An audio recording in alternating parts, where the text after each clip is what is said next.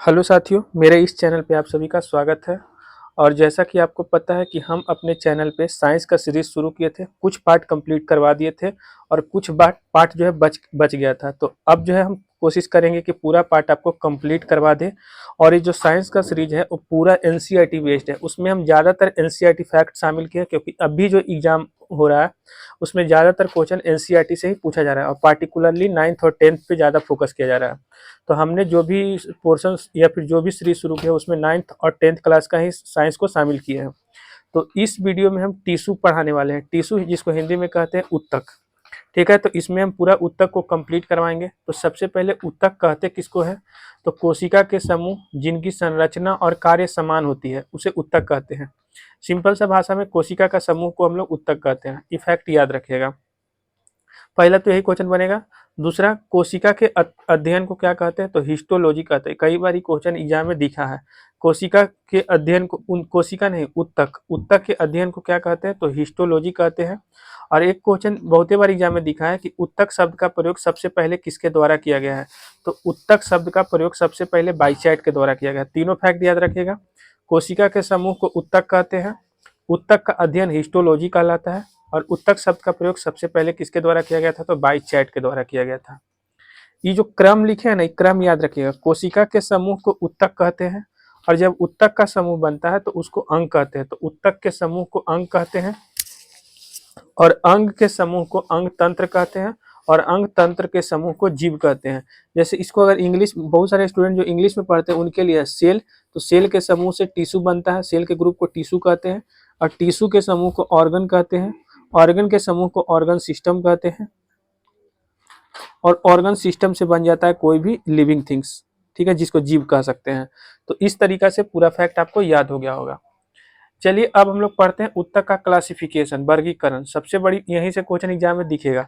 सबसे पहले उत्तक को दो भाग में बांटा गया, एक है पादप पादप उदक और दूसरा है जंतु उत्तक। देखिए, पादप उत्तक को इंग्लिश में कहते हैं प्लांट टिश्यू और जंतु उत्तक को हिंदी इंग्लिश में कहते हैं एनिमल टिश्यू। तो टिश्यू को दो भाग में बांटा गया, प्लांट टिश्यू, एनिमल टिश्यू, यानी पादप उत्तक और जंतु उत्तक। ठीक है, तो इस दो पोर्शन में हम इसको दो पार्ट में पढ़ेंगे। पहला पार्ट हम आज की इस वीडियो में हम पढ़ रहे हैं पादप उत्तक के बारे में, यानी प्लांट टिश्यू के बारे में। नेक्स्ट पार्ट में हम पढ़ेंगे जंतु उत्तक के बारे में, क्योंकि अगर एक ही पार्ट में हम कंप्लीट कर देंगे तो थोड़ा खिचड़ी हो जाएगा, आप लोग को कुछ याद नहीं होगा। तो इसलिए हम इसको दो पोर्शन में जो है बांट करके और उसके बाद हम आपको रिवाइज करवाएंगे। तो चलिए इसमें हम पूरा पढ़ते हैं प्लांट टिश्यू यानी पादप उत्तक के बारे में।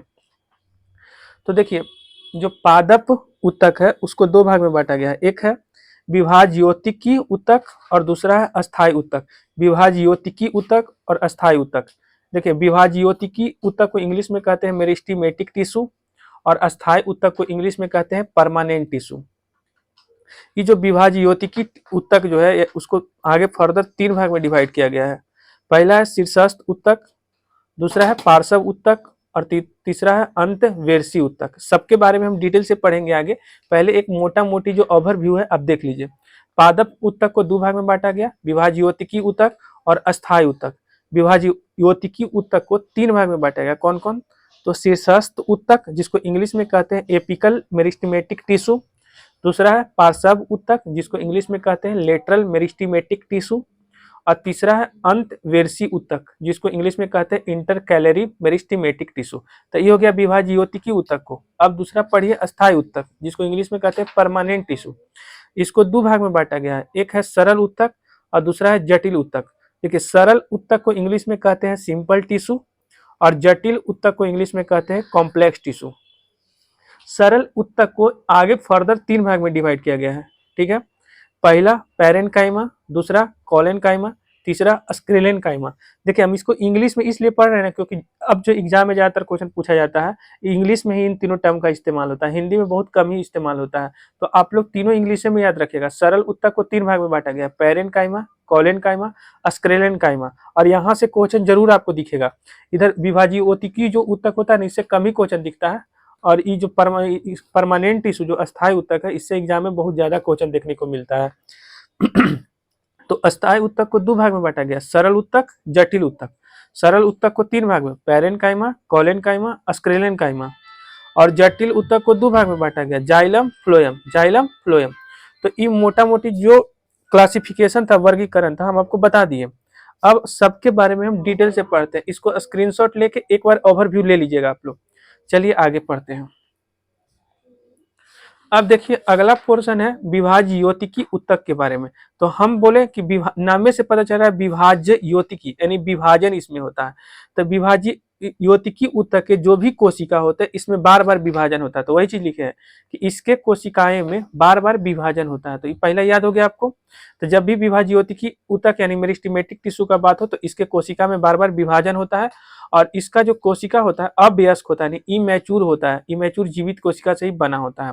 तो ये भी फैक्ट याद रखिएगा कि जो विभाज्य योतिकी ऊतक है इसका जो कोशिका होता है वो अवयस्क और जीवित होता है। तो ये दोनों फैक्ट याद रखिएगा। अब खरीदना याद रखिएगा कि इसके कोशिका में बार बार विभाजन होता है बस।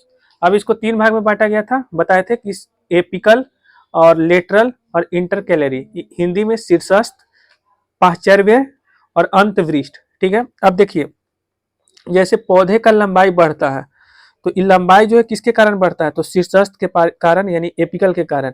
यानी सिंपल सा भाषा में पढ़े तो ये पौधे के शीर्ष या जड़ में पाया जाता है। इसके कारण पौधे की लंबाई में वृद्धि होती है। तो क्वेश्चन पूछे कि पौधे की लंबाई में वृद्धि किसके कारण होता है, तो शीर्षस्थ ऊतक के कारण यानी एपिकल टिश्यू के कारण। अच्छा, ये जो पौधा होता है इसके जो मोटाई होता है, मोटाई या फिर इसको डायमीटर भी कह सकते हैं। तो इसके मोटाई या चौड़ाई जो है वो किसके कारण बढ़ता है, तो ये पार्श्व ऊतक के कारण। तो ये जो है तने, ये जो है ना स्टीम में पाया जाता है, स्टीम के इंड में इस तरीका से। तो इसका मोटाई बढ़ने के पीछे किसका कारण होता है, तो पार्श्व ऊतक का। और एक है अंतवृष्ठ ऊतक जिसको इंग्लिश में कहते हैं इंटरकैलरी। तो ये जनरली जो होता है ना वो लीफ के बेस पे होता है। ये लीफ जो है ना इसके बेस पे या नोड पार्ट के आसपास होता है। नोड माने पूर्व, तो पर्व के पास, यानी कि पत्ते के आधार या टहनियों के पर्व में जो पाया जाने वाला होता है ना वो कौन होता है, तो अंतवृष्ठ। तीनों याद हो गया होगा। शीर्षस्थ पौधे की लंबाई की वृद्धि के कारण, वृद्धि के लिए जिम्मेवार होता है। लेटरल मोटाई या चौड़ाई की वृद्धि के लिए जिम्मेवार होता है। और अंतवृष्ठ पत्ते के आधार या टहनियों के पर्व के पास होता है जनरली। तो ये तीनों याद हो गया होगा आपको। चलिए अब हम लोग अस्थायी ऊतक को देखते हैं। आप लोग को समझ में आ रहा है ना, कमेंट कीजिएगा कि मेरा वीडियो आप लोगों को कैसा लगता है और आप लोगों को आगे किस टॉपिक पे वीडियो चाहिए। देखिए आगे है अस्थायी ऊतक। तो जैसे पीछे हम लोग पढ़े थे विभाजकीय ऊतक जिसमें कि कोशिका में बार बार विभाजन होता था, और इसके ऊतक के कोशिका में विभाजन नहीं होता, इसीलिए इसका नाम है अस्थायी। मतलब ये अस्थायी हो चुका है, अब आगे विभाजन नहीं होगा। फिर बताए थे कि अस्थायी ऊतक दो तरह का होता है, एक होता है सरल ऊतक, एक होता है जटिल ऊतक। तो सरल ऊतक इसका निर्माण जो होता है ना एक ही प्रकार के कोशिका से होता है। सरल ऊतक का निर्माण एक ही प्रकार के कोशिका से होता है। तो यहाँ से क्वेश्चन नहीं बनेगा आपको। क्वेश्चन बनेगा कि इसके 3 प्रकार होते हैं, पैरेनकाइमा, कोलेनकाइमा, स्क्लेरेनकाइमा। तो यहाँ से क्वेश्चन पूछेगा। पैरेनकाइमा किसके लिए जिम्मेवार होता है, तो भोजन के भंडारण के लिए जिम्मेवार होता है। ठीक है। कोलेनकाइमा किसके लिए जिम्मेवार होता है, तो पौधे के लचीलापन के लिए। देखिए बिहार एसआई का हाल फिलहाल एग्जाम हुआ था, तो एक शिफ्ट में पूछा गया था कि पौधे में जो लचीलापन होता है उसके लिए कौन सा ऊतक जिम्मेवार होता है, तो कोलेनकाइमा होता है। तो ये क्वेश्चन पूछा था। और ये जो है हाल फिलहाल जो एग्जाम हुआ है एनटीपीसी का, तो उसमें पूछा था कि पौधे को कठोर और मजबूत बनाता है वो कौन सा ऊतक, तो स्क्लेरेनकाइमा। तो तीनों याद रखिएगा। भोजन के भंडारण करने में जिम्मेवार होता है पैरेनकाइमा, पौधे का लचीलापन के लिए जिम्मेवार होता है कोलेनकाइमा, और पौधे को कठोर या मजबूत बनाता है स्क्लेरेनकाइमा। जैसे कोकोनट, तो कोकोनट के ऊपर जो होता है वो कौन सा ऊतक होता है, तो स्क्लेरेनकाइमा होता है। तो इफेक्ट याद रखिएगा। चलिए आगे दूसरा टाइप है इसी का अस्थायी ऊतक का, जटिल ऊतक, जिसको इंग्लिश में कहते हैं कॉम्प्लेक्स टिश्यू। ठीक है। जटिल ऊतक को इंग्लिश में क्या कहते हैं, कॉम्प्लेक्स टिश्यू। तो कॉम्प्लेक्स टिश्यू को 2 भाग में बांटा गया, जाइलम, फ्लोएम। देखिए इसका याद करने का ट्रिक याद रखिएगा। जाइलम जल से होता है, तो जल से जल या खनिज का परिवहन करता है। अब फ्लोएम, फ्लोएम को भोजन, एक जाइलम जल और खनिज का परिवहन करता है, तो फ्लोएम किसका अति संवहन करता है, तो भोजन का संवहन करता है। उम्मीद करते हैं कि आपको पूरा याद हो गया होगा। थोड़ा अगर स्पीड फास्ट लगा होगा तो थोड़ा स्पीड कम करके आप वीडियो को देखिएगा, और कम लगा होगा तो स्पीड को फास्ट करके देखिएगा, क्योंकि थोड़ा सा हम जल्दी बोल दिए, कोई बात नहीं है, आप लोग एडजस्ट कर लीजिएगा, हमको पता है। और ऐसे भी मेरा वीडियो ज़्यादातर रिवीजन पर्पस के लिए होता है, कम समय में आपको ज़्यादा रिवीजन करवा दे। और अगर इसका पीडीएफ चाहिए तो आप इस नंबर पर मैसेज करके ले लीजिएगा।